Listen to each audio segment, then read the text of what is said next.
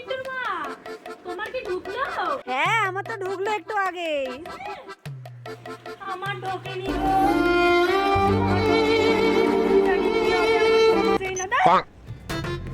কি গো পটলের মা, তোমার কি টাকাটা ঢুকে গেল? একটু আগেই ঢুকলো গো, কি মজা যে লাগছে। কিন্তু আমার তো ঢুকলো না গো। কি বলছো গো লক্ষ্মী, তোমার টাকা ঢুকলো না? না, কি করি বলো তো? আমার মনে হয় না তোমার নামটাই চেঞ্জ করতে হবে ভোটার কার্ডে গিয়ে। কেন গো? তোমার নামটা তো লক্ষ্মী, আমি শুনেছি লক্ষ্মী দেখলেই নাকি ফর্ম রিজেক্ট করে দিচ্ছে। এ মা, তাহলে কি ভোটার কার্ডে গিয়ে অন্নপূর্ণা নামটা দিয়ে দেবো নাকি? সেটাই ভালো হবে বরং, তুমি এক্ষুনি গিয়ে করো, ফেলে রেখো না। ঠিক আছে ঠিক আছে, যাচ্ছি গো পটলের মা, যাচ্ছি অন্নপূর্ণা মণ্ডল নামটা দিয়ে দিতে। পূর্ণিমা দি, শিলা বললো তোমার টাকা ঢুকেছে, তুমি কালকে বললে টাকা ঢোকেনি। नहीं मैं गाली नहीं दे सकता। नहीं गाली नहीं ও देना। শিলা বলেছে।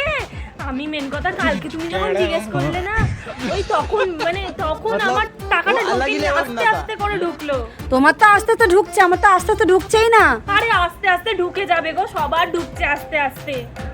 আমারটা কেন ঢুকছে না গো পূর্ণিমা? আস্তে আস্তে ঢুকবে, আস্তে আস্তে, তাড়াহুড়ো করো না, আস্তে আস্তে ঠিক ঢুকে যাবে।